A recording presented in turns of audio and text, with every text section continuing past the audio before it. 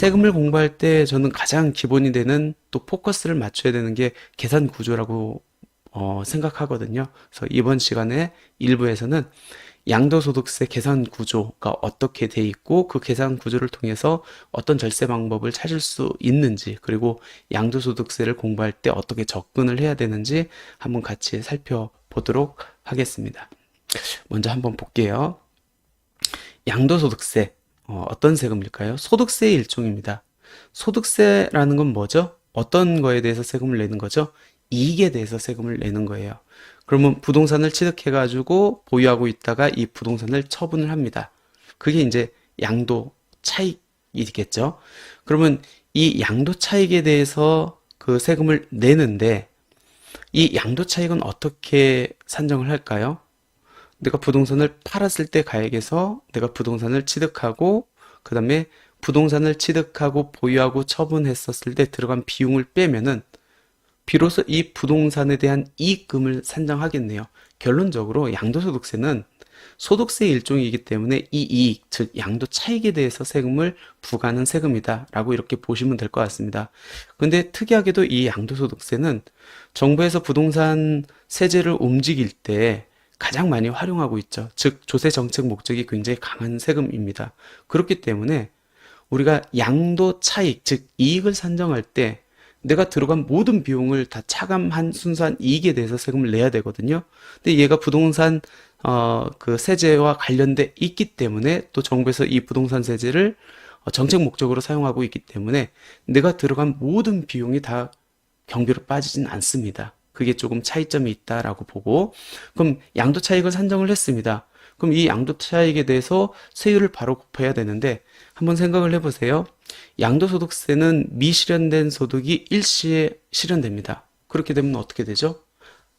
일시에 실현되기 때문에 양도차익이 크게 발생하죠. 여기다 세율을 곱하면 세부담이 굉장히 큽니다. 그렇기 때문에 장기간 누적된 소득이 일시에 실현되기 때문에 너무 과도한 세금이 부과된다. 이거를 좀 완화시켜주자 라고 해가지고 독특한 제도가 있죠. 그게 장기보유 특별공제나 기본공제입니다.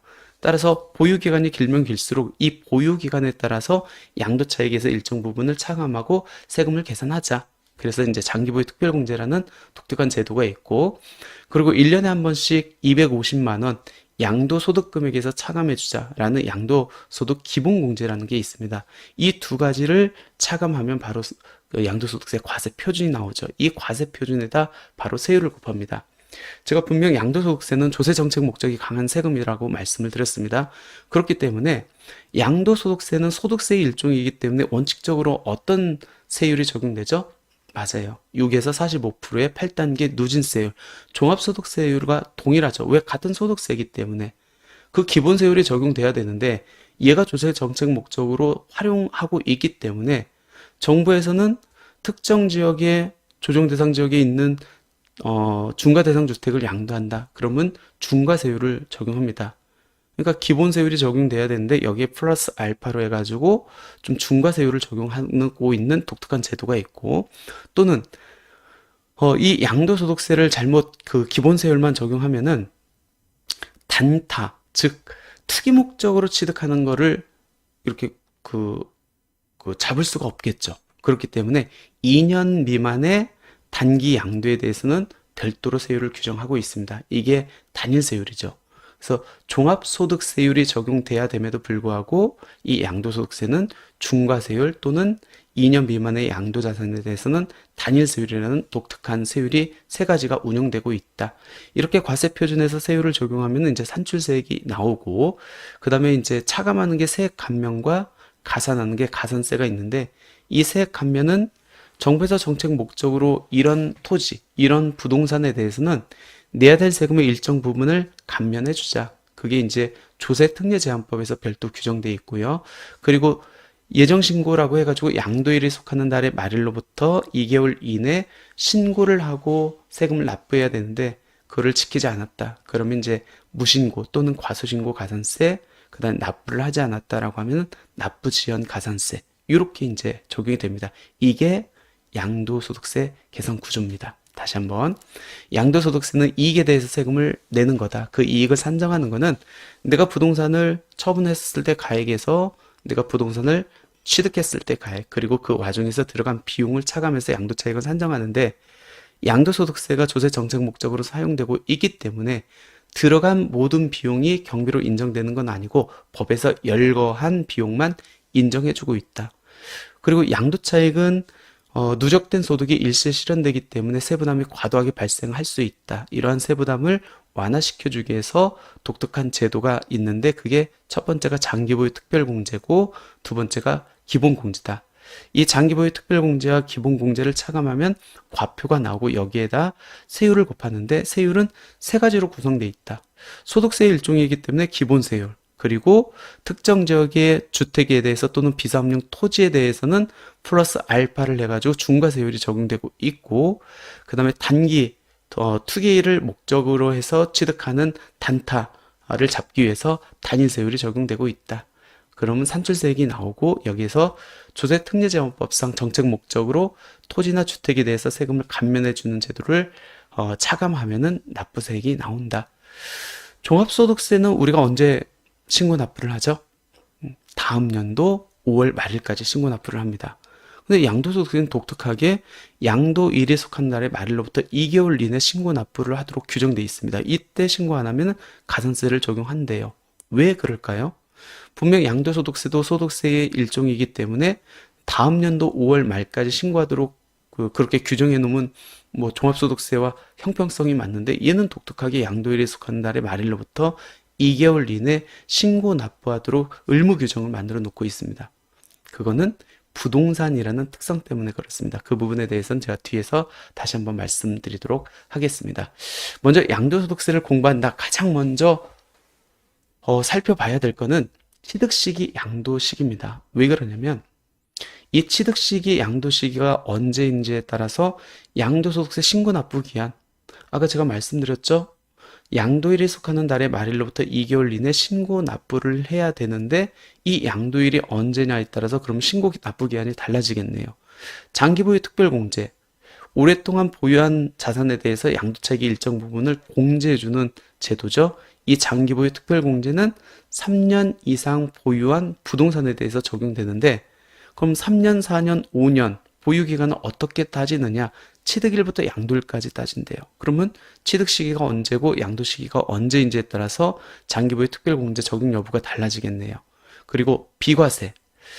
특히 이제 실무에서 비과세라고 하면은 1세대 1주택 비과세죠. 이 비과세를 적용받으려면은 2년 보유, 2년 거주를 해야 되죠.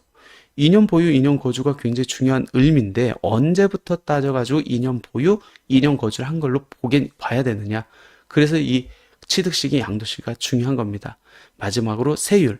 아까 분명 2년 미만의 부동산을 처분을 했다라고 하면은 투기 목적이 있다고 봐가지고 굉장히 높은 세율이 적용됩니다. 70%, 60% 또는 50%, 40%이 단일 세율이 적용되는데, 이게 취득시기가 2년이냐, 1년이냐, 2년 이상이냐 여부에 따라서 완전히 세금이 달라지기 때문에 결국 양도소득세를 공부하는 데서 가장 먼저 접근해야 될 것은 취득 및 양도시기다. 그래서 한번 취득 및 양도시기에 대해서 한번 살펴보도록 하겠습니다. 취득 원인에 따라서 취득 시기하고 양도 시기가 달라진다는 거예요. 먼저 매매 한번 볼까요? 가장 실무적으로 많이 이제 부동산 소유권 이전이 이전되는 원인이 이제 매매겠죠. 매매는 둘 중에 빠른 날입니다. 어떤 거죠? 잔금 청산이라고 소유권 이전 등기 접수일하고 빠릅니다. 실무적으로 보면은 계약금을 지불하고 중도금을 지불하고 이제 잔금을 지불합니다. 그러면서 소유권 이전과 관련된 매도용 인감증명서도 제출을 하고, 그러면 매수자 입장에서는 잔금 청산을 하고 매도인한테 받은 인감증명서 등을 첨부해가지고 이제 소유권 이전 등기를 하게 되죠. 그러니까 통상적으로 보면은 잔금 청산일과 소유권 이전 등기일 접수일 중 빠른 날은 잔금 청산일입니다. 근데 가끔씩은 어떤 세제의 절감 목적이라든지 아니면 토지 보상 같은 LH나 뭐 SH의 뭐 토지가 수용됐다라고 하면은 걔네들은 본인한테 소유권이 이전 등기 넘어온 걸 확인하고 돈을 주기 때문에, 그건 특수 케이스에서는 소유권 이전 등기가 잔금 청산일보다 빠르게 진행될 수 있기 때문에 항상 부동산 등기 사항 증명서하고 매매 계약서를 통해서 둘 중에 빠른 날이 언제인지 체크를 해야 됩니다.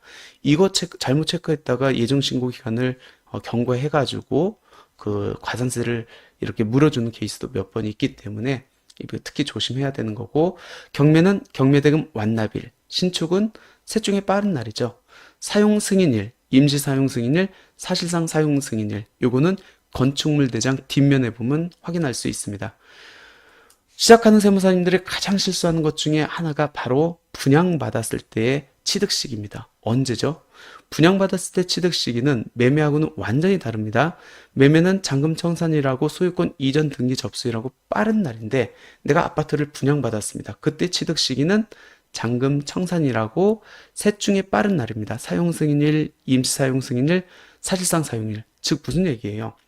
분양받은 아파트의 취득시기를 산정할 때 소유권 이전 등기 접수일은 적용될 여지가 없다는 겁니다. 근데 많이들 아파트 분양받았음에도 불구하고 잔금청산일과 소유권 이전 등기 접수일을 비교해가지고 빠른 날로 취득시기를 산정하는 경우가 있는데, 분양받은 아파트는 소유권 이전 등기 접수일은 큰 의미가 없다. 잔금청산일하고 사용승인일 등하고 빠른 날 중에 늦은 날로 가면 된다.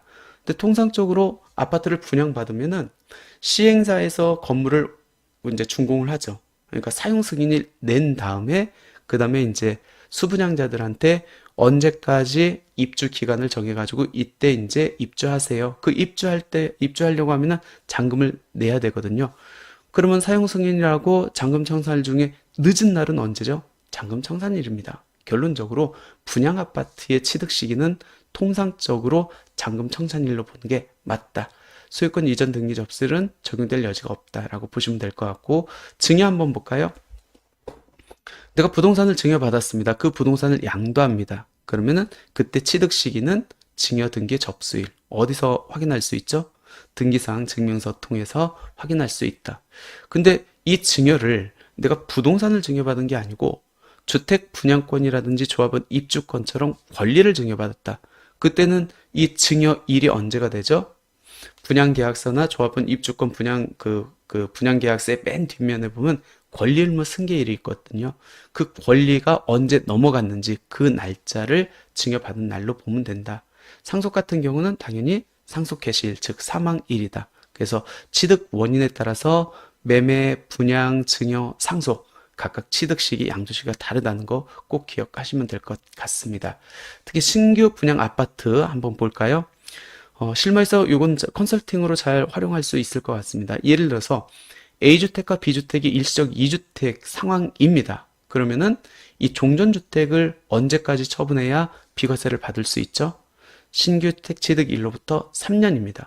신규주택을 2021년 8월 30일 날 취득했기 때문에 이날로부터 3년 되는 2024년 8월 30일 이전까지 이 A주택, 종전주택을 양도해야 비과세를 적용받습니다. 근데 공교롭게도 이 일시적 2주택 상태에서 내가 분양받은 아파트가 이제 완공이 됩니다. 그래서 입주 지정일이 2024년 4월 1일부터 2024년 6월 30일까지 지정되어 있습니다. 근데 이 기간에 내가 잔금을 치르면은 아까 분양받은 아파트의 취득 시기는 통상적으로 잔금 지급일이라고 말씀드렸죠. 잔금 치르면 어떻게 되죠? 내가 종전주택을 양도할 때 3주택이 돼가지고 일시적 2주택 비과세를 못 받을 수 있습니다. 이럴 때는 어떻게 해야 되죠? 잔금을 늦추면 되겠죠.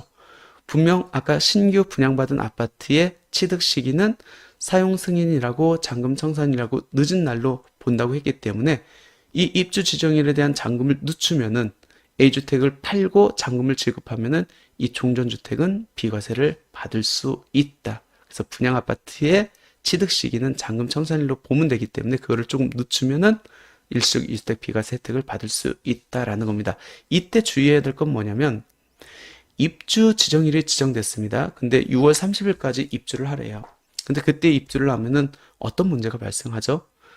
취득 시기는 늦출 수 있다 할지라도 그 기간을 경과했기 때문에 미납 잔금에 대한 연체이자가 발생할 수 있습니다. 그게 상당히 세거든요.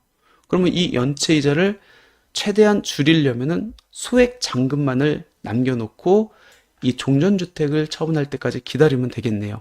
이때 문제가 뭐냐면 그럼 얼마만큼의 분양잔금을 남겨놓고 C주택을 취득하는 것이 유리하느냐, 몇 프로만 남겼을 때 얘를 취득한 걸로 보지 않겠느냐라는 건데 이게 법에서는 명확한 그 규정된 건 없습니다. 근데 통상적으로 최소한 분양가액의 10% 이상을 잔금으로 남겨놔야 과세관청의 다툼을 피할 수 있기 때문에 이 부분도 잘 기억해 놨다가 상담하시면 좋을 것 같습니다.